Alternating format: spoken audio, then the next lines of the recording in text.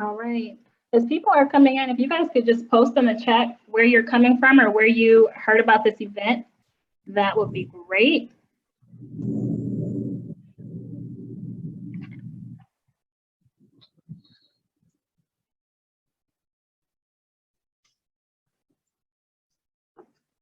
All right, for the sake of time, we're going to go ahead and get started. So welcome everyone. My name is Tammy. I'm the founder of College for You Online Learning Center. College for You is a platform for first generation college students. So we provide them with resources, information, networking, and support as they embark upon a brave milestone. So we are a college platform, college information platform, and welcome you guys to our very first virtual trade fair. Woo! All right.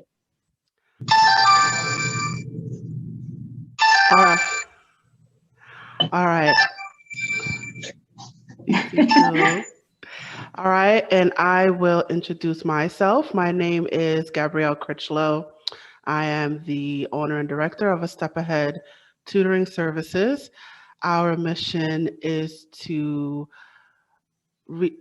share resources to people who don't have easy access to resources due to financial means or the lack thereof. We provide one-on-one tutoring, test prep, as well as resume assistance and academic counseling. And I have partnered with Tammy here today to get the message out there that there's more than one way. There's more than one way to achieve an education, but also there's multiple ways to succeed in business. So we have, Tammy and I have common goals. So that is why we have our fair today.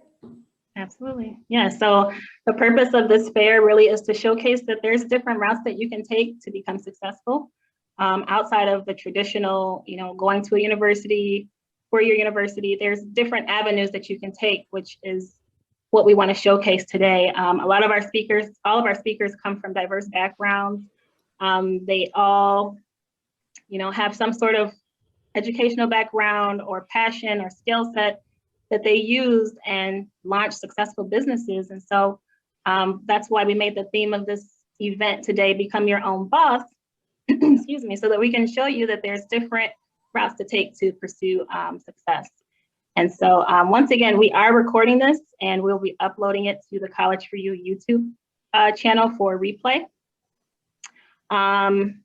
Throughout the presentation, if any of our audience has questions, feel free to post them in the chat, but we will ask that you hold questions until the very end. We'll have a Q&A. Awesome. All right, so let's get into the rundown for today. So we have 6 speakers total. So we have it split into 2 sections. So we have the first 3 speakers who will talk about their businesses and the effect that the pandemic has had on them. Then we're going to have a 10-minute intermission, and then we're going to have the other 3 speakers in the second half. And then at the end, we have some goodies. We have a few raffles that we're going to give to the people who are here. So you have to stay to the end of the program in order to participate in the raffle. And then after that, we will have our Q&A. So we have a fun program for all of you today, as well as an informative program. All right. Should we get started? Yes, let's do it. Also, I highly recommend that you guys use that little icon in the top right where it says view and make it speaker view. That way your attention can be on that speaker and not a bunch of different faces. All right, awesome. So we're just going to jump right in. All right, so we're going to start with our first speaker. So our first speaker for today is Shaniqua Nicole. I'm going to give you a little info about her. So she is a serial entrepreneur, a mom, a mentor, and a wealth strategist on a mission to change the face of the wealthy. During her successful corporate career on Wall Street, she amassed a six-figure savings, but came to realize an increasing disparity not only within the financial industry, but also in her network. As a natural-born leader, she made it her mission to identify the contributing factors to this disparity and provide a solution for her peers. Then her accounting and wealth management firm was born. Opulence Financial Group was born. Please welcome to the stage, Shaniqua Nicole. Woo! Hey, ladies, thank you so much for having me. Am I going to be able to share my screen here? It says that participant screen sharing is. Yes, I can give you permission. Okay, perfect. And then I will do that. But welcome to the fair, everyone. I get the pleasure of being your first speaker. So let's get some energy, guys. If you are currently in college, I would love for you to drop a 1 in the chat. If you're currently in college, drop a 1 in the chat. If you are an entrepreneur, drop a 2 in the chat so that we can know who we are talking to here. 2, okay, entrepreneurs, 1 and 2, yes, because we can do it all. That's awesome. Right. Awesome. I love it. So let me share my screen. Oh, actually, I'll just share this one. And you guys let me know when that's live for you. Can we see my screen? Yeah, we can see it. Okay, perfect. So I'm Shaniqua Nicole, guys. I am a tax and wealth strategist, and I own a wealth management firm that I literally started when I was a college student. So I think this is a great place to have this discussion when you're trying to figure out what career path you want to take. Can I get rid of this here? Don't really know how to get rid of that. So I'm the president of Opulence Financial Group, and I know that we're supposed to talk a little bit about how the pandemic has affected our business. And for me, and for this industry, the financial industry specifically, I will say that the pandemic has definitely put a microscope on people's attention to their finances, right? We have so many people who have been displaced from the workplace. There's so many others who, you know, jobs maybe have closed for good. There's so many small businesses that are out of business for good. So this time has definitely put people's attentions a whole lot more on their finances than it normally has. And who else are they going to reach out to but experts in finance? So I've found, and a lot of my colleagues in this space would agree, that we're swamped, right? And that's in a great way. Number one, we're in the middle of tax season. Number two, we also have these PPPs and this business funding that's available to all business owners in the country. So we're swamped in a very good way, and we're currently helping a lot of people. We also had this opportunity last year where, you know, PPP was available, it was brand new, and we helped a whole lot of small businesses get funded. So when you are in the financial space, this is a recession-proof business, I would say, because as long as people are making money, they're going to want to learn how to keep that money, right? And so I'm sure there are two types of people that are here today, right? You're either looking to save more, spend more time with your family, or make more money. And so that's what I've been able to do by starting my tax business and leveraging my knowledge in this space. Was exactly that. Retired myself from corporate America by 30 years old. I've been running my own firm, and I've grown into a professional that, you know, literally started from just a side hustle of doing taxes when I was in college. So we'll get more into a little bit about the actual tax space. So what I've learned after working with hundreds of clients, and as was already discussed about me, is that most people only have extra money when it comes to payday or during tax time. As soon as the money comes in, it goes out. And most people are living off of one source of income or little to no investments, right? And for me at that time, when I first started my business, I was maybe 19 years old, literally 19 years old when I started my tax business. And I knew that I didn't want to be that. I was working at Merrill Lynch at the time. My manager, the last thing I remember is one of the first things he told me, but the last thing I remember when I was going out on my own to live on my own, get my own apartment, was that never live paycheck to paycheck. And that has always stuck with me, because even as a 19-year-old college student working at Merrill Lynch, I could, I would look around me and know that I didn't want to be a lot of the people that were around me. So I had to figure something else out. And that's what sparked the idea of me learning how to do taxes. I was already working in the financial space, literally went to an H&R Block, and they charged me about $500 to do my taxes as a college student. And that was literally the spark that I needed to get my business started. What I've learned over the years is that there are 4 secrets to success. You need to figure out a way to buy back your time. You have to learn a new skill that will allow you to make and replace your work income. Of course, we're never talking down on jobs, but it's going to be your skills that's going to, number one, keep you in the job. And it's going to be your skills that can pay you forever. You want to separate yourself, right? You want to separate yourself from negativity. You've got to sacrifice some time for now. You may have to sacrifice some money. You may have to sacrifice some friends. But when you're in the stages of building and striving for success, that sacrifice is necessary.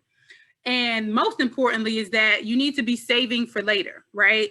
So while I was working my corporate job, the way that I was able to comfortably leave and take that step was I was saving. And I had my little side small tax business that I was building. And so that extra income also helped me save and stay out of debt. And at the end of the day, the only thing that works is work. So you have to, this is a business that you have to work, right? So let's get a little bit into the customers that you will have in a tax business. Typically, customers are confused. They're in a rush, right? They're mostly looking for convenience, and they want to work with someone that they can trust. And for the most part, taxes in the US, the average person, they're either going to do it themselves or they're going to go to one of the big box chain members, right? So you've got the H&R Block, Liberty Tax, or they can do it themselves via TurboTax. That's where the bulk of the people are going to go. But there is a big portion of people that get their taxes prepared by individuals such as you and I. So let's talk about the people that actually do taxes. As of 2018, there were 754,000 P10s issued in the country. And a P10 is essentially the number that you'll need in order to be able to file taxes on your client's behalf. It's the first step. You can Google it, but I wouldn't try to just start there because that's not all you need. But there were 750,000 people that have P10s in this country, and that means that they're filing taxes on someone's behalf. Of that 754,000, you've got 30,000 that are attorneys, little over 215,000 that are CPAs, less than 500 enrolled actuaries, about 55,000 enrolled agents, and 746 enrolled retirement plan agents, right? So what does that leave? That leaves 451,982 normal people like you and I that have their P10 and are preparing taxes professionally for people in this world. 451,000 people, normal people. They're not accountants, they're not CPAs, they're not lawyers, they're not retirement plan agents, right? They're normal people just like you and I. So here's some myths about this industry and this business is that you must be certified in order to do taxes. A lot of people think that you might have a degree. Some people shy away from this space because they feel like they have to work in accounting before or have some kind of accounting experience, or that you must be financially savvy. Those are all myths. While all of these things can help you, they are not necessary or required for you to start a business in this industry. Let me tell you a little bit about the truth about this space. This is an $11 billion industry. 37% of the businesses are run by a single person. 53% employed less than 10 people. And so what that says to me is that if 53% of this $11 billion industry employs less than 10 people, that means that those 10 people can make a really good living if they're getting a piece of this $11 billion industry, right? Another great thing is that you provide a service to every American that because they're legally required to do this every single year. So if they work, they have to file a tax return, right? So those are all the people, everyone around you is a prospect, okay? In 2018, there were 250 million tax returns filed. This year, it's been a little interesting, of course, with all of the tax laws that have come out and the stimulus and all of that. But of course, the population is always charting upwards. So this 250 million has definitely increased since 2018. Let's talk about the earnings potential as a professional in this space.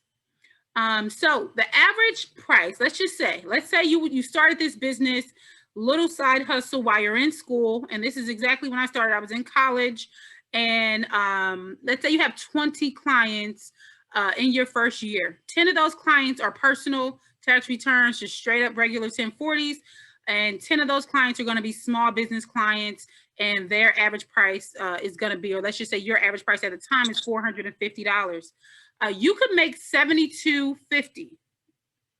Now, $72.50 may not sound like a whole lot of money to you, but tell me, what would you have to do at your current job in order for you to make an additional $7,000 this year? Okay, calculate those hours up for me. It's going to take time. And the great thing about this business is that it's seasonal. As you know, tax season is typically January to April 15th. So you can make an extra $7,200 in the first quarter of every single year, even if you only started out with just 20 clients. Now, let's say you're like, okay, maybe this is your second year in business, or you're already a business professional and you're adding tax as a service and you have a little center of influence. Let's say you have 50 clients in your first year. If you do 25 and 25 personal and business, average pricing $275 and $450, you're looking at $18,000 that you can make in the first quarter of this year, every single year going forward.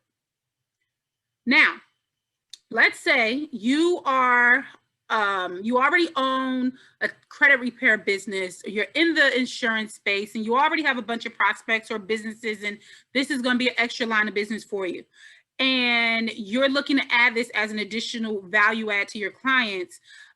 This business at an average price, $275 and $450 respectively, you can make an additional $100,000 in the first quarter of this and every single year going forward. Right. And as I've stated, most people are filing their tax returns by April 15th. So this is literally, money that will definitely help you with whatever kind of goals that you have. But it really gets scary when you look at that over a 5-year commitment. So even if you are only keeping your 20 clients for 5 years, you've now been able to make and create an extra $36,000 of wealth for yourself and your family. If you have 20 clients. If you're keeping your 50 clients, you're not looking to grow, 50 clients is all you can handle in a 4-month period, fine.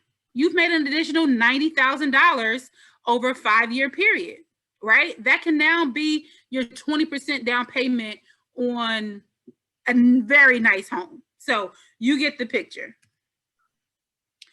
The reason that I love this business is because, as I've stated, once you learn this skill of tax prep, I mean, for me, it's been a never-ending journey. I found that I really love it. I love helping clients. I love being able to provide value to people. And, me personally, I took this on as a profession. It wasn't just a side hustle once I graduated college and moved on from corporate America, right? I was able to really turn this into a business that supports my family. And I have a team that I also support. So, I love this business for those reasons. But of course, let's get this out of the way. Of course, for you, if you learn this skill, this is a lifetime skill that you can have. No one can take that from you. Everyone needs to file taxes every year. So you're going to have recurring customers. Those recurring customers are going to come with recurring referrals, right?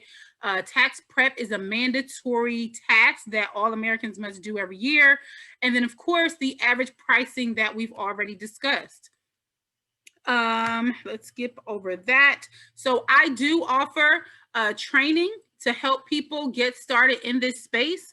I also offer a higher level training for accountants or tax professionals that are trying to leave corporate and build a viable business in the financial services space, right? So in order to start a tax business, you're going to want to make sure that you have your business registration, you get registered with the IRS.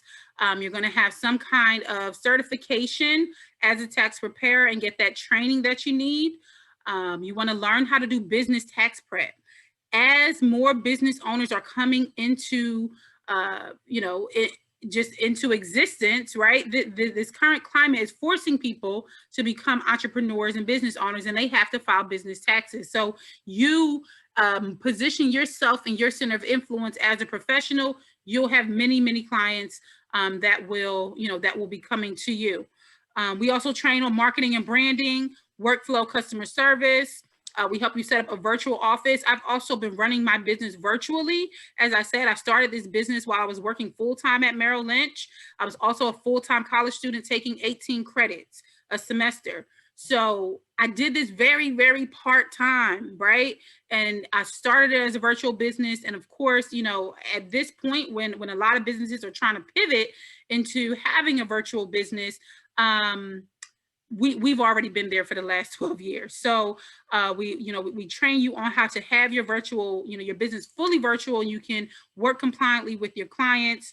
Brand building, right? So your professional personal brand is going to be most important in this space, because honestly, people can do their taxes for themselves, right? So why are they going to come to you? They're mostly going to come to you because of you. And they're mostly going to come to your business because of you and the brand and the trust that you build with clients. So building your professional brand is definitely important.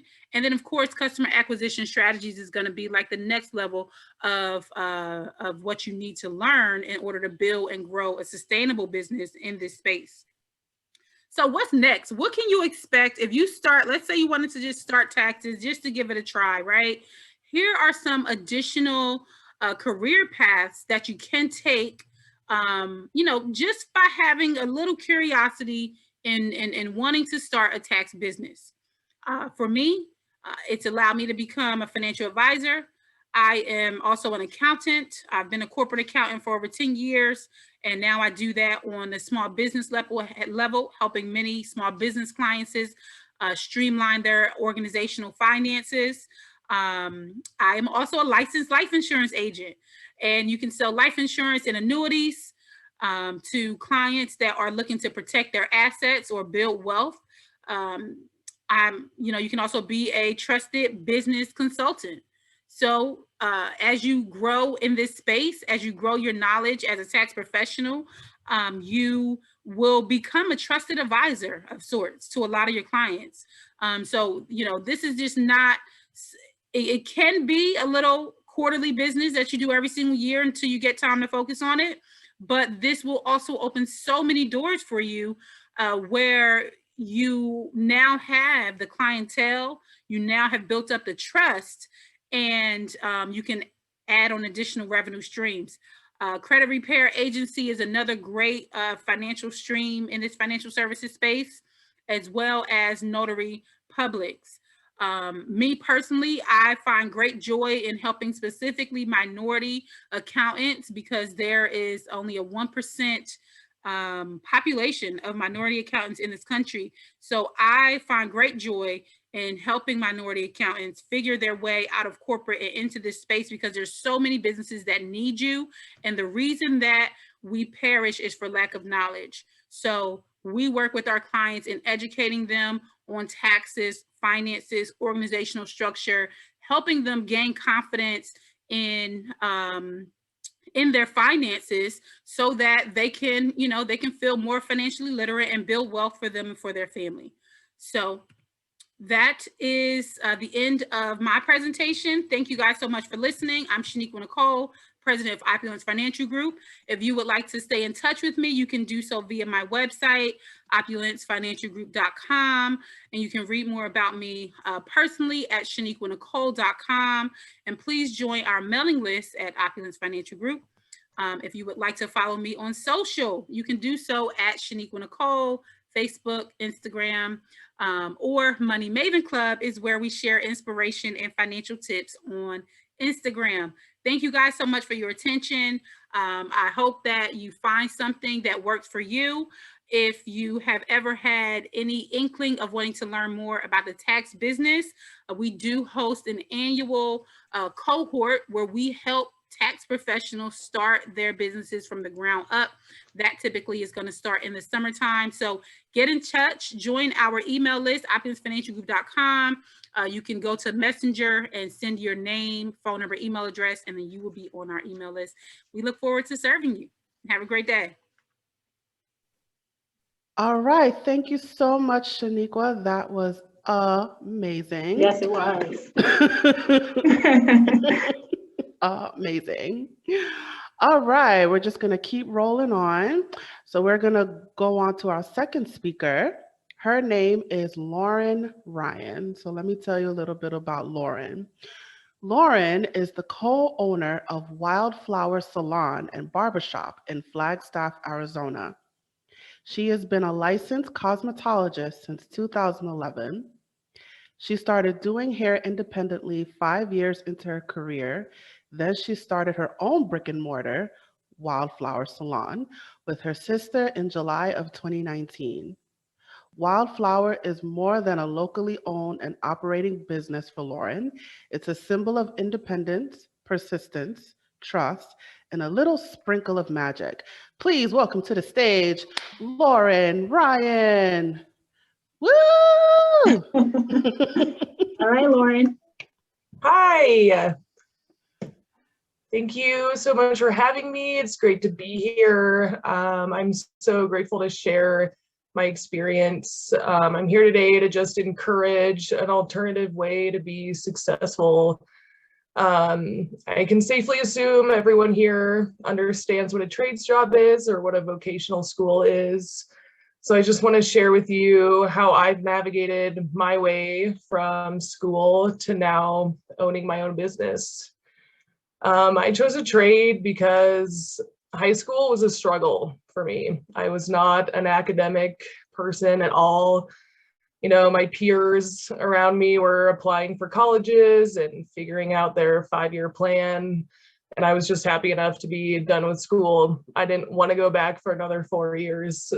Community college and much less a university just didn't offer anything I was interested in. So the appeal of going to school for 1 year, I was all for that. So I chose cosmetology based on just doing my own hair in my bathroom since I was in 7th grade. And it was fun and it was creative, and I was definitely an artist. So that's the route I chose. Once I chose that, the time was to enroll in school. So I called the local cosmetology schools and they gave me a tour. I got to see what the school was like. I got to see the atmosphere, get a feel for what it would be like. And I imagined myself being there, which I think is really important for when you're starting something new or going to a new school. If you can imagine yourself there and you feel good about it, then you should do it. So what school was like for me was really fun, actually. Cosmetology school is very fun. With my tuition, I had a kit of every tool I ever needed to do hair. And for the first 10 weeks, we learned on a doll head. So we called it a mannequin head. It has hair, and that's how you learn how to do hair. So 1 day a week, we would bring in a live model to practice what we learned. And so, for example, 4 days out of the week, we would learn a haircut on the doll. And then that 5th day, we would do it on a real person. Extremely terrifying to do something you've only been learning for 4 days on a real person. But your teachers are there for you every step of the way, guiding you and helping you. And for the rest of the year, I was taking clients just like a normal salon. And I was studying and taking tests on the theory of hairdressing. So after school, I landed a job. I worked at a corporate salon for 5 years. I learned so much in that environment. The best thing was they had tons of education. And after school, you know, you're not a master. In Arizona, cosmetology school is 1,600 hours, and they say you need 10,000 hours to become a master at something. So it was very far off from that.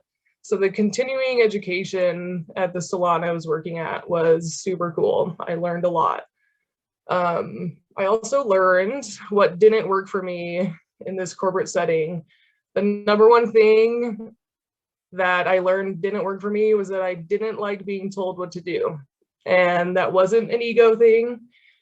I just could see my potential, and where I was at showed me, for me, that my choices were limited. So if I wanted to do better and be better, I had to leave that environment that I felt held me back. So I left. This is when I began my journey of entrepreneurship. At that time, I was about 5 years in of doing hair. And if you break that down, that's, you know, 40-hour work weeks over 5 years, that's well over 10,000 hours of experience. So thinking about it that way helped me with my confidence and knowing that I could do this, I could work for myself. So I became an independent hairstylist. I paid rent to the owner of the salon, and everything else was up to me. I got to make my own schedule. I made my own pricing, set my own prices for my services, and I got to use whatever product I wanted. At this point, it was really, I really saw what being an entrepreneur was like. Sometimes when you work for yourself, you risk seeing a paycheck every 2 weeks. So, you know, I was risking seeing a paycheck. I was crossing my fingers that my clients would come find me after I left the salon I was at for 5 years. And then also managing all of my own finances. It's a lot of work, it's a lot of responsibility, but it's all worth it. I'll tell you that.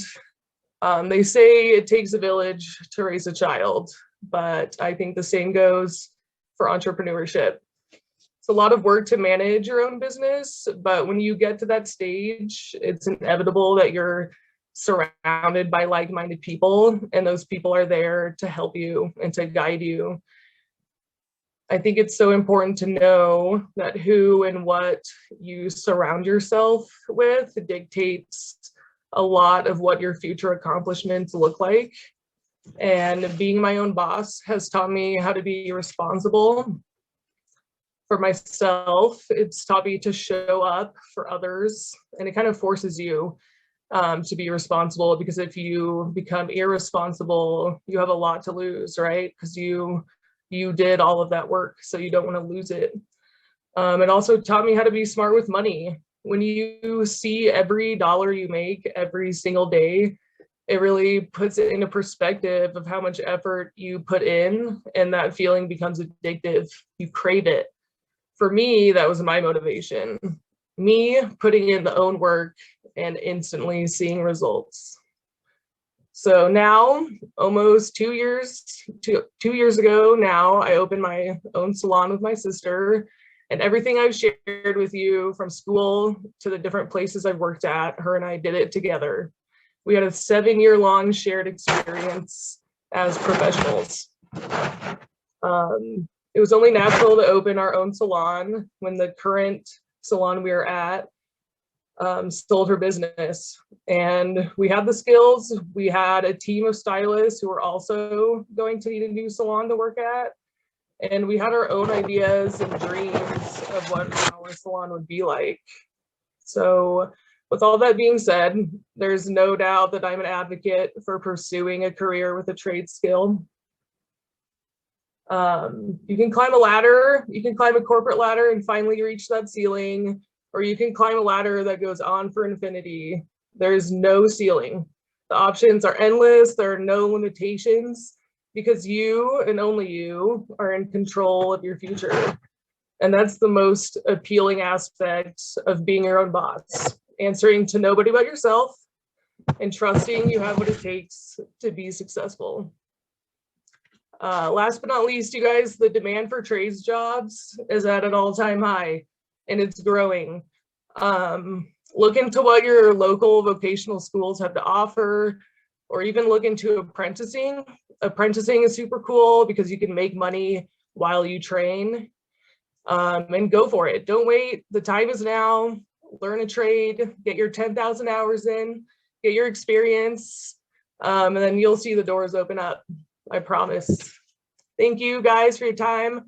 I'm Lauren. I'm the owner of Wildflower Salon in Flagstaff, Arizona. And I think the girls, Tammy and Gabrielle, are gonna post all of our socials, so you can see those later. Thank you so much. Have a good day. Thank you, Lauren. Thank you, Lauren. Thank you so much. That is just fabulous, fabulous, fabulous. Right. So definitely if you're interested in vocational training, things like being a hairdresser or even electrician, plumber, it is definitely on demand. We definitely encourage you to go for it. All right, so we're just going to roll right on to our third speaker. His name is Jacob Wojotowicz. Jacob Wojotowicz. Want to make sure I get that name. All right, so let me tell you about Jacob. Jacob Wojotowicz is the current owner and founder of Jacob Snow Removal. He is, wait for it, a 16-year-old entrepreneur currently in the 10th grade at Wando High School. Jacob Snow Removal offers residential and commercial snow shoveling and plowing. Currently holding over 120 contracts, including some big name brands like Costco, Lululemon, TD Bank, and Target. Jacob Snow Removal has grown to be the best and largest snow removal company serving the North Shore of Long Island. Please welcome to the stage, Jacob Wojotowicz. Woo! Hello, everyone. Thank you for this opportunity. I appreciate it. Let me get the view set up here, and let's get started. So thank you for the opportunity. I am 16 years old. I am a 10th grader at Wando High School. I moved down to Charleston, South Carolina about a month ago. But before that, I was living in New York, Port Washington, Long Island, for about 3 years. And prior to that, I lived in Port Washington with my father's job. We got moved around. So before Port, I was in California. I grew up in Atlanta, Georgia, and I've kind of been all over the place to experience different cultures and diversity. And I've really got a grasp for, how people are and what people need. So when I was about 13, 14 years old, me and my older brother, we would go out and during the snowstorms, and we would go door to door knocking to shovel driveways. And ever since we were kids, our parents always taught us to, you have to work for what you want. Our parents, they didn't want us to just be handed everything. They wanted us to work for it and to learn the value of a dollar bill and how important that was. So when I got back to Port Washington, I was starting to get a bigger client base going door to door. So I decided to turn it into a business by myself. My brother at that point went on to college at the University of Alabama, and I was approaching about 14, 15 years old. So I created Jacob Snow Removal. I have about 120 contracts currently with big names like Miss Gabrielle stated, TD Bank, Costco, Target, Lululemon.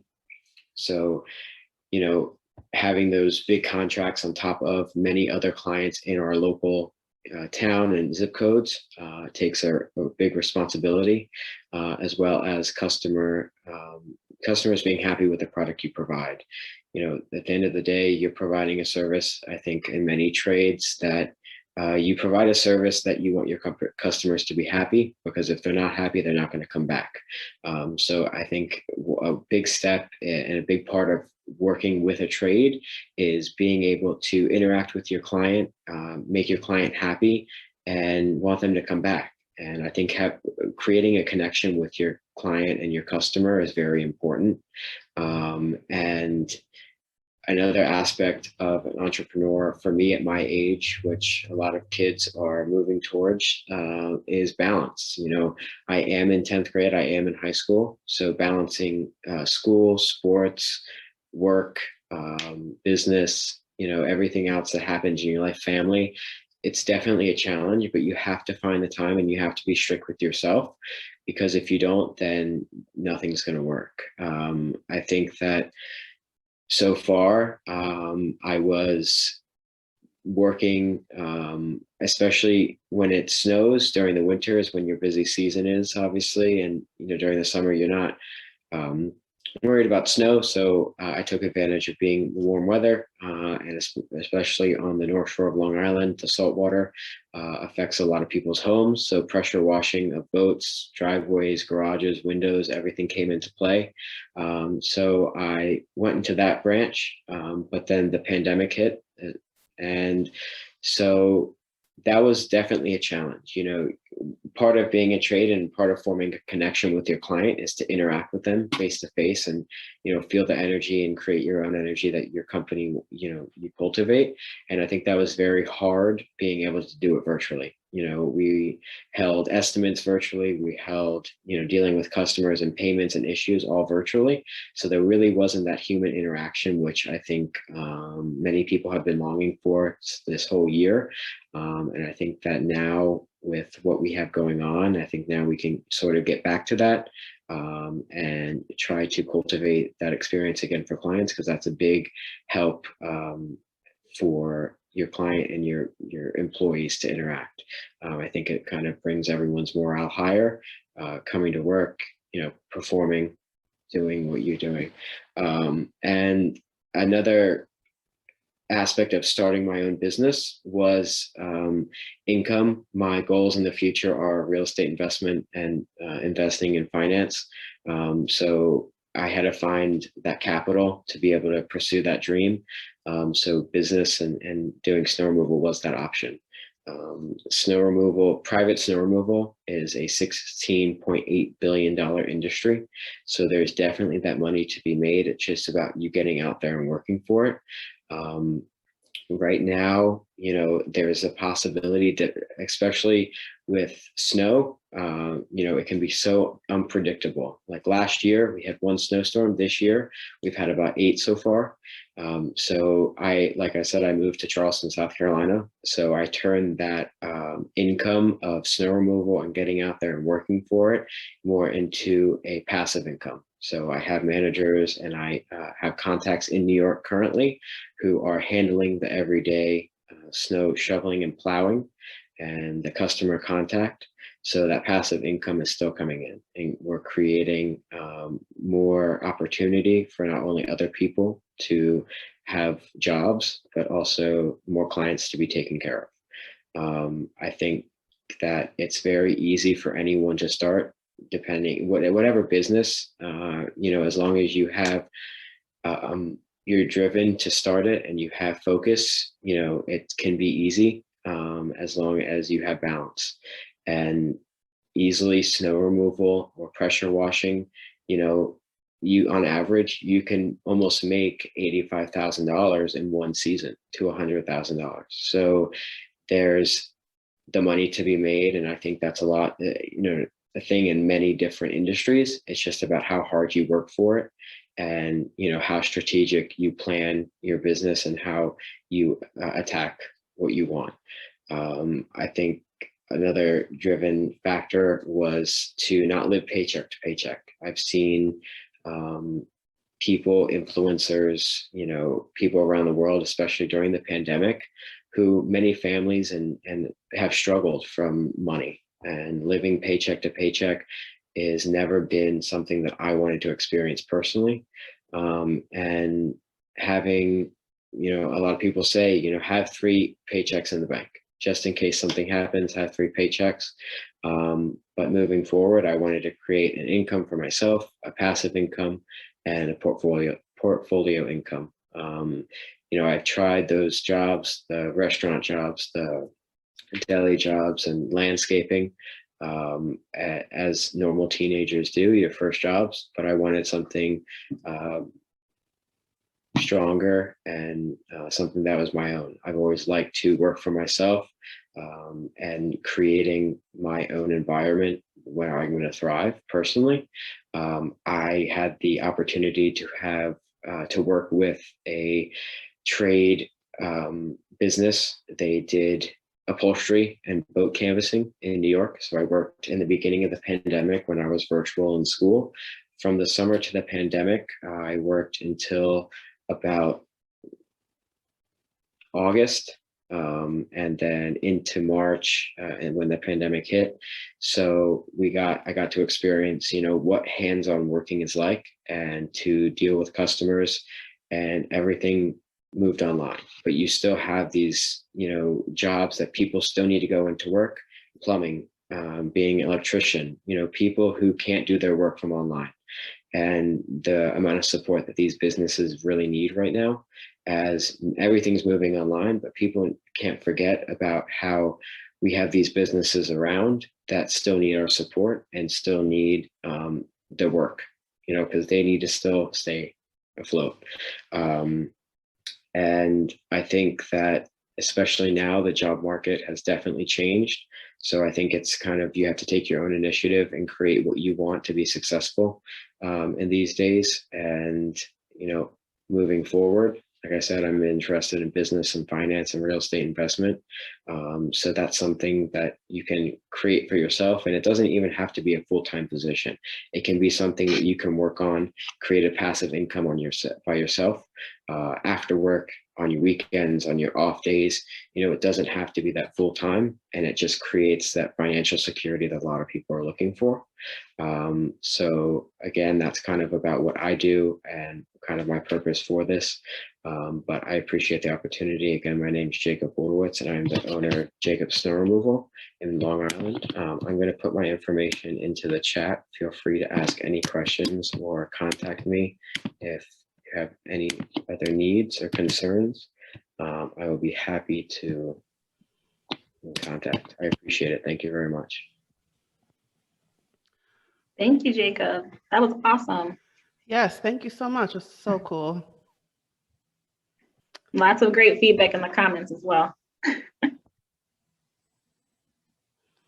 All right, so let me go ahead and get out of this mode.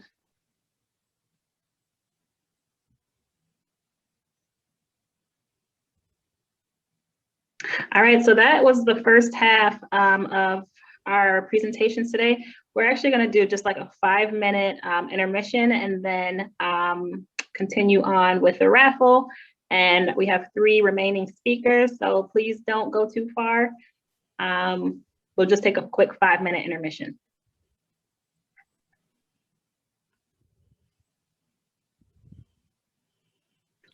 Right, and just to jump in, so while we're doing the intermission, if you guys have any questions, feel free to post them in the chat. We definitely want you to get as much information as possible. So if you have any questions for our speakers or for Tammy and myself, feel free to post it in the chat.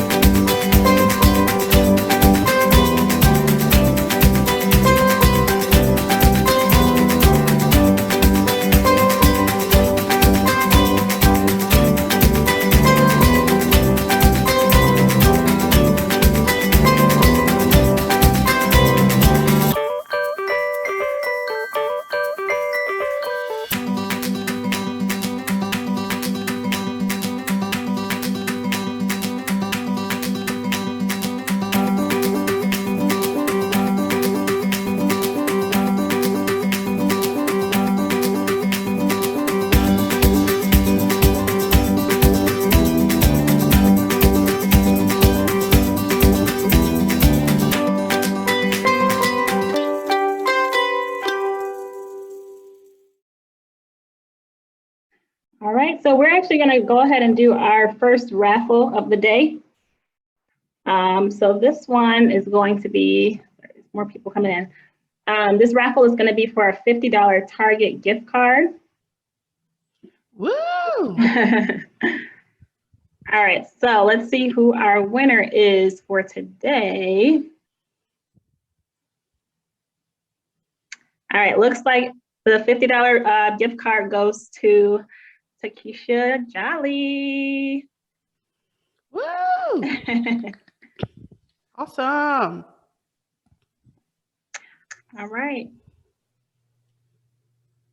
So put Okay, your so- email in the chat. Yeah, Takesha, that's her name? Yep, Takesha. Takesha, yes. Please put your email in the chat so you can claim your prize. Awesome. All right, so let's go ahead and keep things going. Our next speaker, her name is Lisa Ludwig. And Lisa is the CEO of She Trains You Incorporated. She's also the president of the Long Island Women's Firearm Club. She's the president of, I hope I'm saying this right, Nassau County Women's Firearm Club, and chapter leader and certified trainer for A Girl and a gun shooting league. And she is also Glock certified. Do not want to mess with Lisa. Lisa is also an avid martial arts and kung fu and jujitsu.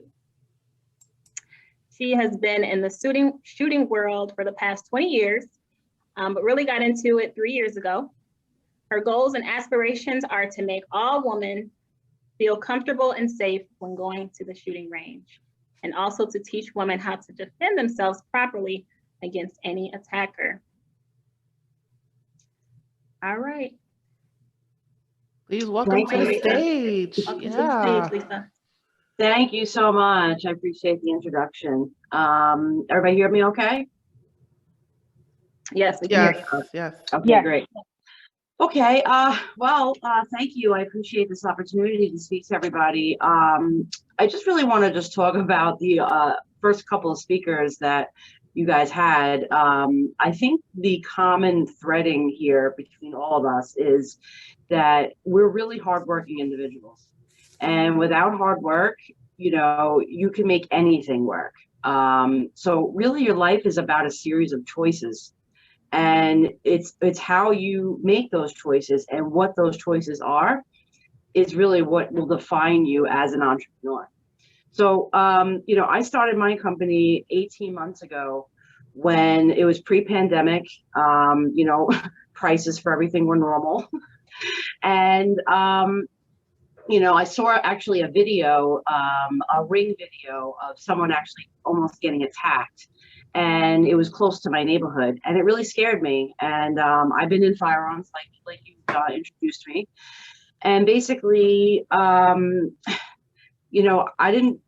reached out in one of the groups saying, would anybody like to learn, firearms? And next thing you know, a bunch of women, about 50 of them, were like, me. And I was like, wow, I'm really onto something. So I wound up going to get my NRA certifications, pistol, rifle, as well as, being a Glock certified armorer, being the shooting league captain and all this other stuff, continually building my resume in the firearms industry.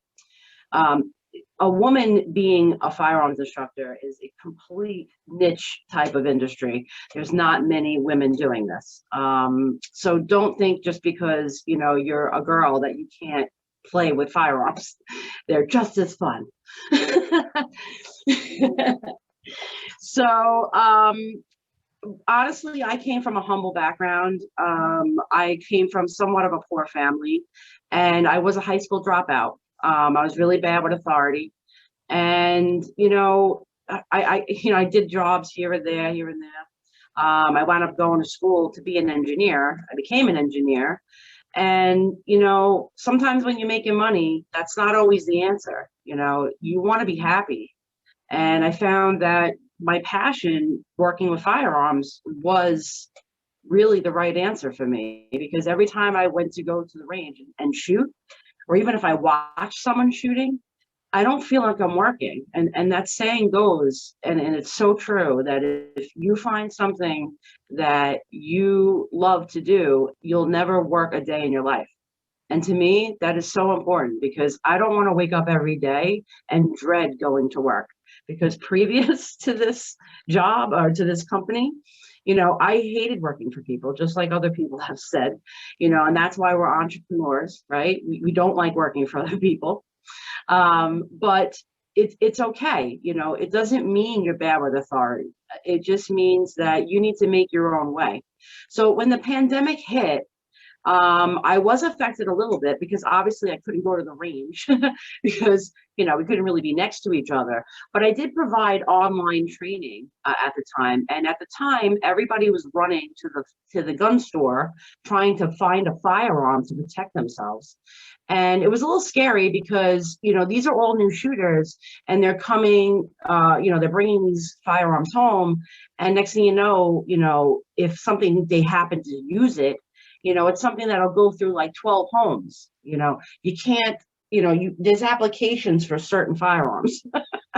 you can't bring a firearm home and expect it to be okay. And then next thing you know, it's going through people's houses. So, training is really, really important. And this is kind of where once, we were able to open again, my companies blew up. We were nonstop with women who were scared. And they didn't want to learn from the tactical type of guy. They didn't want to feel stupid. They didn't want to feel condescending, like they were being like a condescending tone, like, you should know that. Oh, that's not a clip, that's a magazine. Come on, that's not how it should be. So when the young gentleman said customer service, that really, struck a chord with me, because I am all about customer service. I am all about that customer experience, because when I have that timid female or males, I do have males that I train, come in either to my club or personally, you can see on their face that they're like, oh my God, like they're so tense, and you can just see it all over them. But like, give it about a half hour with me, and that whole wall comes down, and next thing you know, they're laughing and they're having the time of their life. And next thing you know, they're like, where do I buy one? So, if you approach this in a safe manner and in a fun manner, I mean, you're just going to bang it out of the park. And this is why I was so successful, is because I wasn't the tactical type of dude. I was cool. I was fun to work with. And if I'm not just fun, my crew is fun too, because if they're not fun, they're not working with me. Your crew has to be just as good as you are, because you know what, at the end of the day, they're representing you too. And, you can't say, oh, well, Barry, he's got an attitude. No, Barry should not have an attitude. Okay. We're about customers. And if, you know what, there's other firearms instructor companies all over the place. I am not the only, cherry in the world here. There's other fruits on this tree. So for you to be like that isn't a good entrepreneur space. I also want to talk about how, especially in this space, and probably in a lot of other male-dominated spaces, it's not very inclusive. It's very inclusive. It's not, they don't really go outside their little circle, and it's very tough to break in. But I don't want you guys to be thrown off by that. Don't. Make your own waves, like I do my own thing, and people are watching. And you know what? I don't care what people say. Enough for nothing. As you can tell, I'm a lesbian. I ain't gonna lie. Okay, I'm not your everyday, girly girl with a dress. I'm not. Okay, and that's another demographic I have to deal with. I'm a woman, and I'm a gay woman on top of it. So, it's a lot. And if I'm not for you, that's okay. There's so many other fish in this sea. I don't have to dwell on that. It's okay. We can move on, so just something to think about, that I don't want you guys to get, thrown off by starting your own niche. A lot of people told me that what I was doing wasn't going to work. And boy, did I prove them wrong, like you wouldn't believe, right? I'm different. I am not a normal like pay as you go. I actually do a membership program. So I don't care whether you come to me, and I mean, I care. I want you there. I want to train you, of course. But I don't care if you don't show up. I still get my money. Just like the young man said, passive income. That's the key. That's the key to the future. You don't got to be there. Cool. So you got to think outside the box. Don't let people pigeonhole you into their ideas. You think of your idea. And when I thought of my idea, boom, I exploded. I'm all over Facebook. Everybody, knows Lisa, the trainer. I don't want to say the crazy lady with the gun, but but anyway, but yes. So I just want to wrap it up that, finding your niche, that's what it's about. Don't worry about the pandemic. That was a minor hurdle. We're over that now. We're kind of opening up again. Let's just focus on, customer service, finding your niche and being you. Like, don't be other people. They're already them. There's enough of them. Be you. And no one can ever duplicate that. So if you're authentic, you're good with people, you could talk to people, you have a great customer service, you have a good team to back you up. I mean, that is literally this, I'm like getting chills when I speak about it, but that's literally like the secret sauce. It's the secret sauce. So thank you, ladies. My name is Lisa Ludwig, or gentlemen. My name is Lisa Ludwig. I am the owner of many companies, but one of them is a She Trains You, and also the Long Island Women's Firearm Club, the Nassau County Women's Firearm Club, and I actually opened the Brooklyn Women's Firearm Club, because I know there's a lot of Brooklyn women here. So if you Brooklyn ladies want to get your shoot on, you come talk to me. I see you, Gabrielle. I see you, girl. All right. Thank you so much. I appreciate your time. And if you have any questions, please feel free to reach out. Obviously, they're putting our information in the chat, and I'm always here to help anybody, succeed. So thank you again, and please have a great night. I love it. Thank you so much, Lisa. That was awesome. Yeah, thank you so much. Thank you for dropping those gems. I love what you said about thinking outside the box. That's so important, especially in the times that we live in. You have to be innovative. This is the time of innovation. So great advice. Great advice there. All right. So next we have Shameka. Shameka is the founder and CEO of Catalyst Event Coaching LLC, which is an event coach, and she's an event coach and consultant that combines her love for events and education to empower others with the knowledge of effective event management. As a chemist that fell in love with the event management and hospitality industry, Shameka is a certified meeting professional, CMP, with over 15 years of experience, and has managed over 1,200 events for distinctive global clients. She is focusing on empowering people with the necessary education and tools needed to plan events effectively. Through her understanding of what works, what does not work, and why it works, she is able to provide her clients with a detailed and comprehensive plan for the successful implementation of any event. And in addition to her primary job functions, she is skilled in strategic planning, team engagement, and risk management. Shameka holds a bachelor's degree in both business management and chemistry, with a mathematics minor from Albany State University, and a master's degree in hospitality management and tourism. She enjoys living in the aha moments as well as spending quality times with loved ones. Let's welcome Shameka. Woo! Thank you. Well, thank you, ladies, for having me here. It's been a pleasure being here with all of the speakers, so I'm excited. That intro was so detailed. I may skip some parts of what I was going to go over today because it covered it. But as you mentioned, my company is called Catalyst Event Coaching. And basically, I help nonprofit organizations as well as growing companies to meet at the intersection of purpose and profit for their events. So I do that through event coaching, training, and consulting. And she mentioned as well that I have a CMP, which is a certified meeting planner, professional certification. And I'm going to go in a little bit more detail about what that is a little bit later, but I did want to preface that before I forget it, because when I go into it, I may. And then I just want to go into a little bit of my history of my background, because she mentioned a lot of degrees that some people may say, what does this have to do with anything? How did we get here?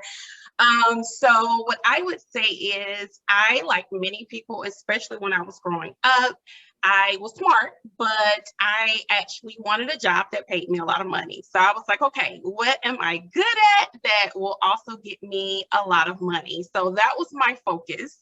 And would I say those things brought me joy? Yes, but not from a passion standpoint. And so I pursued actually a chemical engineering degree is what I was going after. And in the midst of doing that, I joined a nonprofit membership-based organization that introduced me to events.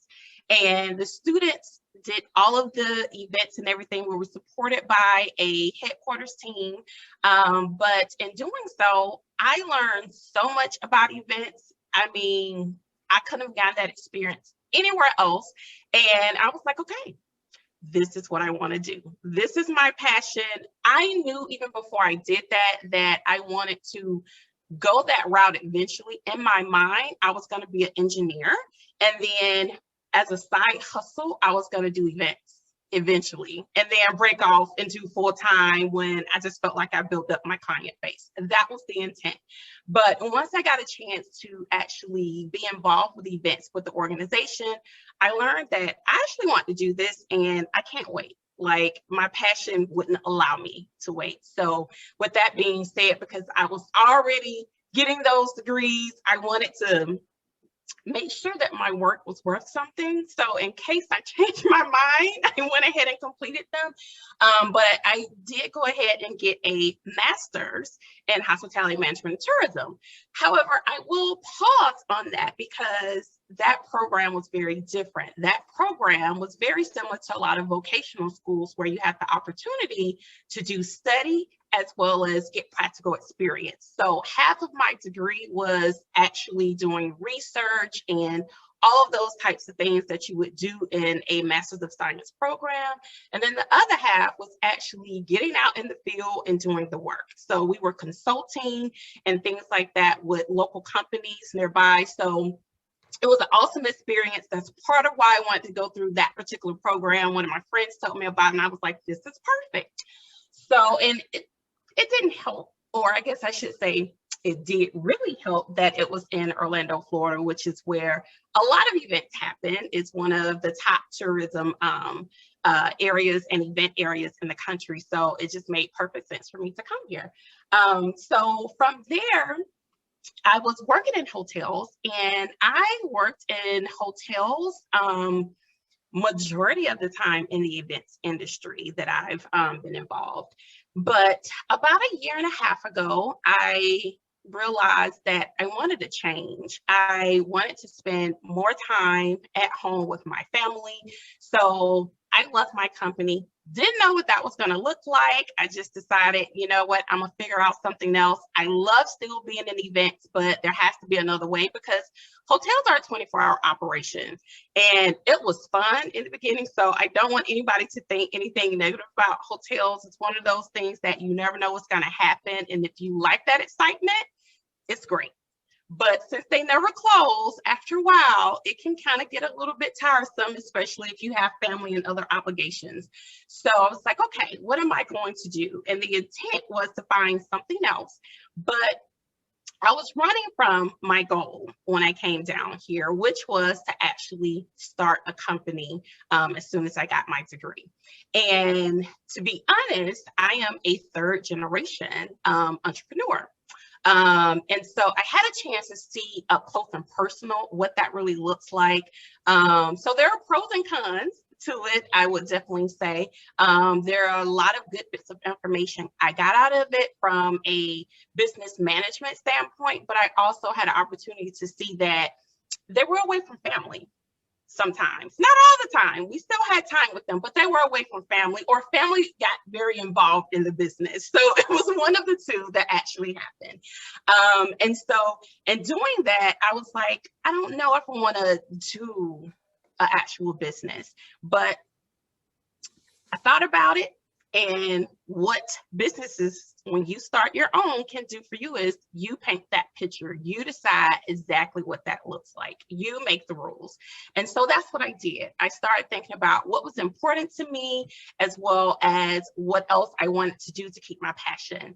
And so in my personal case, I love events, but at the same time, events a lot of times happen at night as well as on the weekends, which takes away time from my family. So what I decided to do to work for me is I decided to do event training and coaching, teach others how to do events, because oftentimes you can find somebody that plans the event for you, which is great, and I do that sometimes, but you don't often get a chance to find somebody to train you through that process, to see exactly what it looks like so that your team can do it themselves. And so that's what I decided to kind of focus on. It is something that made total sense for me, because when I look at my background, one of the important things with my background is every job I've ever had, I've been a trainer. I've trained in each and every position. I am actually an adjunct instructor as well in hospitality. So these are skills and things that I was doing already. Why not include them in my business? And so that's exactly what I did. I decided to make it my own. And so Catalyst Event Coaching was born in the midst of a pandemic. And so with that, in the midst of a pandemic, it did slightly change the approach for the business, because obviously events was probably the hardest hit. Or I should say hospitality, but most certainly events was the hardest hit industry for this pandemic, because you can't meet, and for events you need to meet. So I did have to pivot and change gears to see what was going on currently, what I needed to kind of do to stay relevant.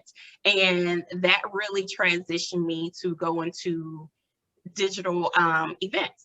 So that's more of what my concentration has been. There are some events that are coming back now, and I am still helping clients along with those events, but I've been concentrating primarily in virtual event spaces to help people. A lot of people think they can handle it themselves, and sometimes you can. It depends on the scope of your event and what you're trying to do with the event, but other times you need support, or you just want somebody to take care of it totally. You just want to show up and do your part, and that's it. And so I actually help people with that process, whether I do it myself from a producer standpoint, I put that together, or I actually train them on how they can do that process and how to utilize the platforms that they're on. So that's a little bit about me and my background. But I do want to talk a little bit about the industry as it relates to events, as well as hospitality. Hospitality industry is primarily all trades. There aren't many industries that are like that, but hospitality is one of those industries that's primarily all trades. In terms of that, I think there are a handful of jobs that you may need some type of certification, or they ask for a degree. But the thing is, in most cases, the degree is not necessarily relevant to the position you're getting. They just want to know that you have a degree in most cases. So a lot of times in hospitality, you can just come up through the ranks. Some people enter through entry-level positions and just make their way up to whatever their goal career aspirations might be. And so with that, I would go into detail a little bit about the events path.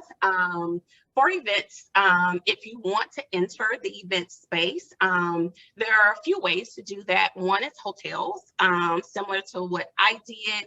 And from that, you don't necessarily have to go directly to be on the events team. You can be like even an administrative professional, which is in general a whole nother category that you can go in, because what I found is that 80% of the people planning events in the industry are administrative professionals. So that's a little tip that a lot of people don't know or recognize. Nonprofits is another area that you can focus on for events, as well as just volunteering for events in organizations that you're a member of or different things like that. A lot of opportunities with nonprofits come up. They ask for volunteers. That's a great way to get experience, to get access to figure out what type of events that you would like to do. And then in terms of certifications, I would say that events is actually not a regulated industry in terms of the general events industry itself. So you don't have a specific type of certification that you must have to actually be in the industry. However, there are plenty of certifications out there. I would say if you're looking to do a certification, that you look to do that through a membership-based organization. There are individuals that actually do their own certifications and everything, but they're not necessarily certifications that are recognized by others, but they may be training and teaching you information. So I would definitely suggest the organization route. If you're looking to do a certification, there are specialized certifications. One of the most popular right now, especially during this pandemic, is the Digital Event Strategist certification that's done through PCMA. And then there's things like certified in exhibit management. So it depends on the area of events that you're looking to focus in, what type of certification may be best fit for you. I will say the most widely known accepted certification is the one that I have, which is the Certified Meeting Professional. That is a global certification. It is beyond just the US. Many of the certifications are just US based, but this is beyond just the US based certification. And like most of the certifications, you actually go through a process of having to learn a lot of information to be able to get these. And most of the ones by membership-based organization require testing. Some of the others don't. So those require testing to make sure that you're proficient in certain areas that they deem important. And then there's other certifications that may be helpful that are software or like area based. So for instance, in the event space, CVent is a popular platform that is being used, as well as even Salesforce is integrated with a lot of different registrations for events and things like that. So if you are familiar with some of these softwares, they do have certifications that you can gain under their umbrella, and it's going to be helpful if you're looking for jobs in conjunction with those softwares. And just to kind of go over some of the industries that you can be a part of as a events industry professional, you can actually be a supplier. Many times those are venue related positions like hotels, convention centers, things like that, the different types of venues. And you could be like a third party where, for instance, like if you are a convention and visitors bureau, you could be a part of some other organizations that just assist people in doing their events. So those are a couple of areas under supplier. You can also be under corporate and nonprofit planners. They're fairly similar. Obviously, their goals are very different, but in terms of the actual functionality of the position, they're very similar if you go into that space. And then independent event professionals is what I would say the final category. These are people that own their own business, and it just depends on what their specialty is, what they actually do. So you could be a designer, you can be a planner, you could be a strategist. There's all sorts of things you can do in this space. You just have to create what that looks like, and people hire you for your services. And then in terms of event types, we have a few different event types. I think people are familiar with some of them and not so with others, but corporate events, for instance, most people know what falls in that category: meetings, trainings, retreats, that type of thing. So the things that are related to your job, when you have to go to an event for your job, those are the ones that typically fall in that area. And then social events, where you're thinking about weddings, celebrations, things like that. And then nonprofits. Nonprofits, a lot of times people directly think about fundraising type events like galas, but they also have other types of events. Your event could be supporting your cause that you do. So I actually am a co-founder of a nonprofit organization myself, and we have all sorts of events. None of them have been fundraising events. So it really just kind of depends on what the purpose of the organization is. So that's a unique space, which is why I kind of left that separate. And then special events. And there are a lot of different types of events that fall up under special events. So it really kind of depends on what your interest is, but this is like festivals, trade shows, sporting events, even production events. So production events would be something like a award show. A lot of times people don't associate that with a event, and it requires a huge production team, but that's essentially what it is. And in the space that we're in right now with the pandemic, a lot of events are production events because they're virtual. They actually require you to have a run of show for the day. You have to have your tech team and all sorts of things. So there are other elements to that. So that's pretty much my rundown that I would say as it relates to events. Obviously, there are plenty of support positions that are also related to events. And those come into play with us all the time. But that's another side of things that you can look at that is also related to trades as well. Awesome. Thank you so much, Shameka. Absolutely. Yes, awesome. So Very awesome. insightful. A lot of great resources and information. Thank you so much for that. Again, if you guys have any questions for any of the speakers, feel free to post it in the chat, and then we'll have a brief Q&A at the end.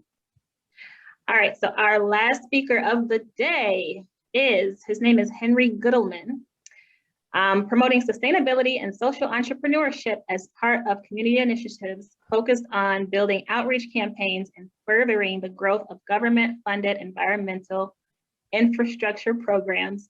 Henry founded the ReJews 5013C for nonprofit in the time that he's taken away from his work in higher education. So Henry, like Shameka, also has a higher education degree. Having dedicated his career to helping support institutional success by continually developing improved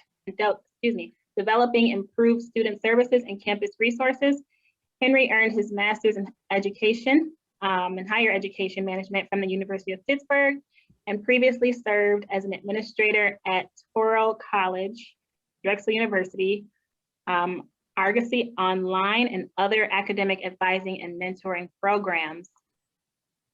So last but not least, we have Henry Goodelman. Woo! Come to the stage. Woo! Thanks for having me on, everybody. And I really enjoyed listening and learning from so much of you along the way. And hello there. If you're watching this, that means your school is either showing it to you or you've taken the initiative to learn more about building yourself a career and starting your own business as an entrepreneur, like many of the speakers that you may have already seen, or you're in the process of choosing the direction of your own professional journey. Or maybe you're just seeing what the virtual world market is like in today during the pandemic, or we'll see what happens as we get through it. So let's get to it. My name is Henry Goodelman. Tammy, Gabrielle, thank you so much for welcoming me on and pushing through that. I'm a better speaker than I am a writer of my own bio, apparently. Nonetheless, it's also why I quit doing stand-up comedy. But I did found an organization, and I have worked with many students over the last decade, and both of these are part of why I'm excited to share this presentation with everybody and with you watching this maybe in the future. Relating my experience and encouragement, whenever you may be watching this content will still be helpful. So the organization I founded, it promotes sustainability and social entrepreneurship. It rhymes the word reuse, and it's called ReJews, but we help everybody. If you live in one of our service markets at least, but we're always expanding and growing. We're in about 9 states right now. And we've even worked internationally with the support of the UN. So it's something I very much enjoy. I live in Brooklyn right now. So certainly I know we just mentioned some others are here as well. So certainly connecting locally is always great, safely, of course. I'm from Philadelphia and Atlantic City originally. I did go to college and graduate school out in Pittsburgh at the University of Pittsburgh. And before I founded ReJews, I started my career as a college administrator by trade. I was an academic advisor. I worked in admissions, career services, campus resources, and even alumni relations. Basically everything that could help support institutional success. So if you're just driving to what's going to help the school continue to go, to help the students continue to grow, I was there trying to push along. But right now, as you can see, I still dedicate quite a bit of time to volunteering, and I love just trying to contribute and connect and be supportive, answer questions, and give guidance. On to the importance of having a trade. If you want to have a certain quality of life, you need to be able to support yourself. You need to be able to support your family if that's going to be your role in life, or contribute in a way you can. And if you enjoy what you do, it feels like you're never working in a day in your life anyway. So you want to really find a trade that works for you if that's going to be the path you're going to take. And while doing this for myself, I started helping students on campus start recycling. And that's what led me to start a recycling initiative. And within the recycling initiative at that point there, that's ultimately led me to found this actual 501c3 nonprofit organization to promote sustainability on that bigger scale. Recycling grew into the wider sustainability image, if that makes sense. But then that's the importance of entrepreneurship, because you get to lead your own way forward. And that's an important note there. There's no one telling you where you can't go and what you can do. If it's your own new venture and your own service, you can choose the range of communities you serve. You can choose the network that you target. I've been fortunate to do all of these 3 and then expand beyond my wildest dreams. And it's something, whether it's been in recycling, in solar, these aren't just the environmental benefits. These are infrastructure. This is renewable energy. This is the tremendous and positive environmental benefit, but it's keeping the power on. It's keeping I have a plastic bottle next to me here, but it wasn't on camera. I shouldn't admit that. I'm joking when I say edit that out. I know I'm not expecting anybody to. Hopefully you laughed at this little blurb, but nonetheless, when you're choosing a trade and process of what to do, I like to recall a story where I was working with a young woman. She was a student. She had a lot of experience working with younger children with special needs and developmental disabilities, but she also was an experienced ice skater. I told her to Google the combination of the two. I said, hey, does it exist locally in our area? Are there any developmental disabilities or special needs like support services for ice skating? And there weren't, at least not in New York. And she spent the next year nonstop recruiting volunteers to do just that. And the pictures I saw of the event she held were really inspiring, and obviously very inspiring for the participants too. Another student was someone who had a big vision. He had switched between schools and ultimately wasn't getting accepted. We were deferring him to another school, and he turned us down. He said, I'm not going to do that. He took a non-degree program somewhere else. He began an even better program ahead of that, ultimately graduated, kept building his connections. Ultimately, basically, honestly, I would consider him a media mogul today. He's constantly referenced by across the Gen Z and millennial social media trends, and he had just published in Rolling Stone literally in the last 48 hours his own article. So it's always tremendous, and just it's very rewarding for me to see people that I've worked with in the past, whether I was able to help them or not. Just with them continuing moving forward there. But that's the difference between a trade and a career, especially during the pandemic. You want to be pandemic proof. So even as we near the full rollout of vaccine availability and the virtual world market might be here to stay, no one really knows, but certainly the chaos that we've experienced in the past, hopefully behind us. But now as you look forward, certainly the office dynamic has its benefits, but certainly having people work from home has its benefits too. But people want to save money. People need to save money, but not everybody enjoys admitting it. especially to a stranger. Everybody wants to buy, but not everybody wants to be sold. So your presentation and communication matter. And certainly when it comes down to, as you analyze and address what you're going to be targeting and what ideas you might figure out that you want to pursue and sharing with the world and sharing with your community and making a business and making it your career, whether as an entrepreneur or choosing a trade to go into that direction. Hopefully this insight's made it a little bit more possible and feasible for you. Please be in touch or reach out anytime. My name is Henry Goodelman. I founded ReJews Recycling and Solar, and I'm posting a couple links in the chat here. My thanks very much for listening in and for watching this, and always feel free, no matter when you see this, to reach out with any questions. All right, awesome. Thank you so much, Henry. That was amazing. All right, so we've been posting everyone's website and social media information in the chat. So please follow our speakers, like, share, definitely support our speakers. Follow them on Facebook, Twitter, Instagram, social media, everything. Follow, follow, follow. All right, so that concludes our speaker portion of the program. Thank you so much for sticking it out with us.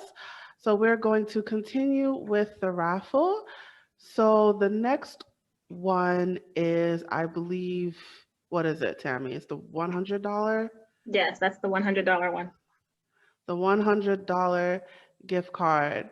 Okay, so the winner of that gift card is Beverly Johnson. Beverly Johnson, congratulations. You are the winner of a $100 gift card.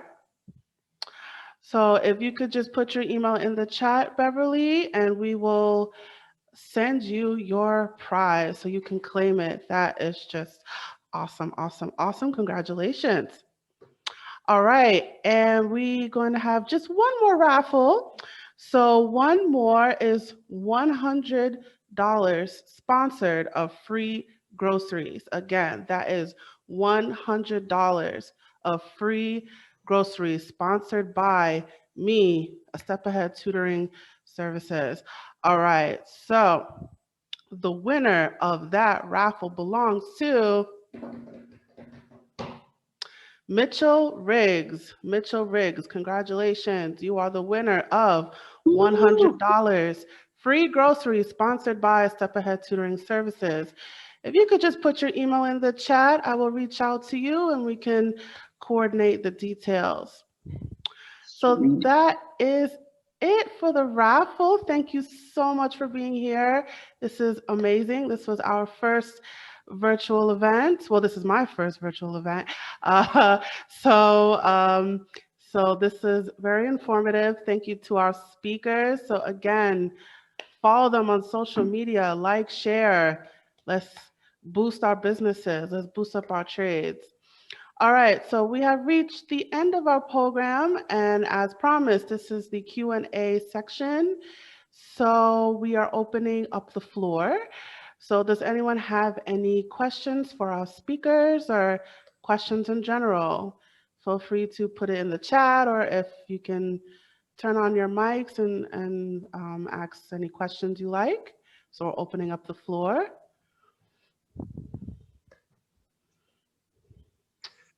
Any questions for our speakers? Hey, this is Taya. I have a question. So during this pandemic-laced environment, what are you finding is the best marketing resources and tools that you can use that is helping you sustain or grow your business? Is that for anyone in particular, or to anyone? I would love to. Nope, that's open for anybody. Looks like Jacob was about to. Jacob, jump in, please. No, go ahead. Go ahead. No, really, you please. Okay.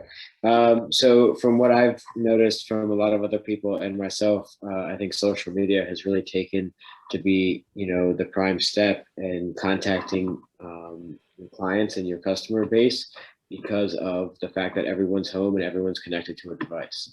Nowadays, it's kind of hard to find someone who doesn't have a device, who doesn't have connection to the internet. So I think that's really one of the main ways that I find successful to reach your customer base. Awesome. Did anybody else want to add on to that? Oh, Henry, did you want to answer? Yes, I'd love to take a shot at that too. So I deal with homeowners, and over the last year, they've all been at home.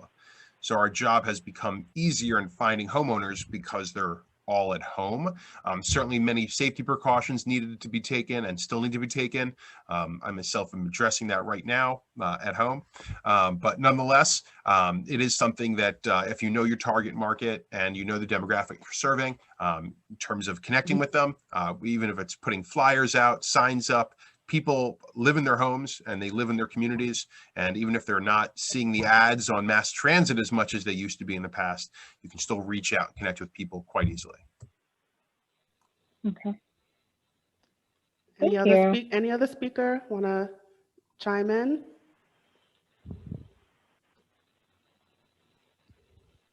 I did have someone message me privately with a question for Shameka. They were asking if you offer specialized like certifications, or just if you could elaborate a little bit more on the event trainings that you have.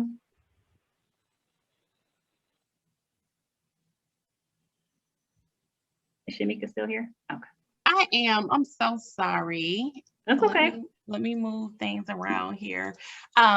So for me, I actually do training. I customize it. So it really depends on where you are in your process. So it can be for individuals as well as it can be for organizations or companies. And then there is an element I don't really advertise quite yet, but I do also help individuals that's looking to go into the field of events. So I do a little bit of career coaching for them as well. And so part of why I'm waiting for that is I want the world to open back up, because part of what that is going to include is actually some real life hands-on training around events that I will have up under my company so that they can gain experience in the areas to help them with their job applications in the future. Does that answer your question? If they want to put it in chat or send it to you.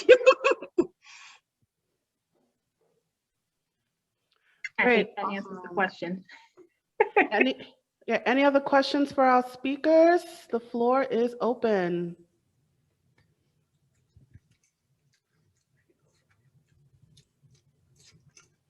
All right. Well, let me jump in here. Okay. So Lisa Ludwig, I'm calling out to you, dear. I wanted to see if you can talk more about the stereotype of women owning firearms. When we had our interview, I asked you, what do you think the stereotype is about women and purchasing weapons? If you can go into that a little bit. Sure. I'm just not going to have my video on. I'm sorry. It's okay. I put my PJs on. I'm done. Anyway, yeah. So yes, absolutely. There is a stigma involved with women who want to purchase firearms. I was one of them. I was taken advantage of, at the gun store because, as soon as I came in, I didn't know what I was speaking about. And they were like, basically, give me your wallet because we're going to take advantage of you. So right off the bat, we were sold something that wasn't right for us, and it was discontinued in about a week. So, right off the bat, I was like, this is ridiculous. I'm already been taken advantage of. I've been in this industry for like 5 minutes. I'm like, I really wish I had like some kind of a source that's like non-biased that would like assist me in purchasing a firearm that isn't the gun store and isn't trying to push, discontinued inventory, to somebody that doesn't know any better. And I think that's where that kind of niche kind of came in. And, it does assist because, if you go in there and you just start, not knowing the lingo, basically, or not showing proper etiquette when handling a firearm, your etiquette as a woman or even as a guy, literally starts plummeting because you are now, being unsafe. So they can tell right off the bat. So there is a huge stigma again with women and firearms, although a lot of women still feel like a gun is just going to like blow up. Like if they have it in their purse or something, it's just going to like explode. Like it doesn't work like that. So if you ladies or gents need training and need to understand how firearms actually operate, it's actually one of the easiest things to work with. And if, as long as you follow the safety laws, you will be safe. So something to think about. You know, we have to stop that stigma that firearms are only for men. There's a lot of single women out there. There's a lot of divorcees, widows, you know, people who have young children, or people who just, you know, has a pet or alone. You know, the only equalizer in this world, unfortunately, is a firearm. So, you know, if someone comes into your home and you don't have that equalizer, you know, you're going to have a problem. It's not grandpa's generation anymore, unfortunately. So we have to really think proactively. I actually had somebody who was stalked recently and was really manipulated. And, you know, it was even tough for me to work with her because, you know, it's hard for her to trust people. But like once, you know, you get the walls down and everything is fine. But the point is that, you know, not everybody has the same road. So we have to be very careful with who we're working with and how we approach things. So please feel free to reach out to me if anybody has any questions or, you know, feel like they don't know where to turn to get a firearm. I'm here to help always. I would never charge anybody. I'm here for just assistance and information, and I can help anytime. So thank you so much, Gabrielle, for bringing that out. I appreciate that. Yeah, no problem. Thank you so much for sharing. I'm going to actually throw a question to Jacob Wojotowicz. So you are our youngest panelist. So I wanted if you could talk about your balance between running a business and going to school, and if you could talk about that life balance. Sure. So I think the biggest balance issue was kind of dealing with phone calls coming in, you know, contacting clients, contacting you, emails, you know, you want to, your first instinct is to reply right away to them, you know, to take care of your customer and to make sure that, you know, all their questions and all their needs are covered. And I think that at a certain time, especially when you're balancing school, work, and personal, you kind of have to carve out a certain time that says, you know, from 3 to 5, I'm going to email and reply to customers. I'm going to take phone calls. If not, you know, I have a voicemail set up, and, you know, it's kind of just allowing yourself to do that. I think it's hard when you first begin, but I think once you get into a cycle with it, you can kind of figure your way out and make it seem that you are replying on time and that you're not ignoring your customer, you know. And it can be challenging, definitely, because if you're in a busy season or there's something happening, or, you know, you want to reply right away. But I think obviously, you know, depending on the emergency or the status of the contact, you know, you can kind of gauge and reply. Obviously, if there's something that happened during your service or whatever your business is providing, you're going to respond right away. But, you know, if it's not as urgent, you can kind of find and carve out a time to balance and also focus on your schooling and your education, because at the end of the day, no one can take that away from you, and also your personal life. Awesome. Awesome. Thank you so much, Jacob. And one last shout out or call out to Lauren, our hairstylist. If you can talk more about how the pandemic specifically has affected your business in terms of the different practices that you had to implement in your salon. Yeah, so as far as the pandemic goes, it was actually quite simple to adapt to like the CDC guidelines. The industry is already so clean to begin with. We're constantly washing our hands. We're constantly disinfecting our tools after each client. So that wasn't really anything different. We did have to close down for 2 months, but being in Arizona, we got back to work after quarantine. We had people wait outside instead of inside. So that was one thing that was different. But just the how the industry is, we're such a big community. We're all here for each other. We're all here for our clients, and we all are experiencing this globally. Everyone is experiencing this pandemic. So anything we can do to make it easier, if we can bring them a hot cup of coffee while they're waiting outside during the winter, you know, that's something we would do. And we're here for each other, and yeah, the pandemic, honestly, I feel so grateful.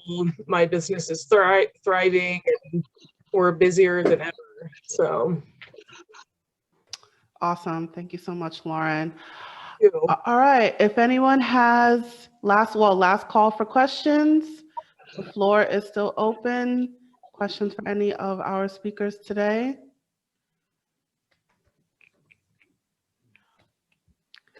All right, so I think we've asked all our questions already. All right, so this concludes our program. Thank you so much for coming today, and we hope that you learned a lot. We hope that we inspired you in some way.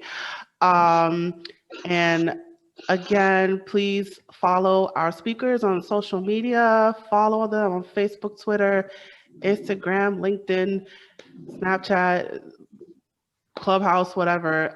So just follow them on social media. Definitely, please. So thank you to our speakers for being here today. Thank you for all of you for joining. Please share any feedback about this event. We definitely look to improve. Tammy, I don't know if you have any final words. I just want to say thank you again to the speakers. Thank you everyone that attended the event today. Feedback is appreciated, and we hope that you gained some valuable information from this presentation, from the many presentations that we had today. And yeah, we hope that you all will stay connected and look forward to our next programs. Great, awesome. Thank you guys so much. All right. All right. Have a great night, everybody. All right. Thank you. Thank you.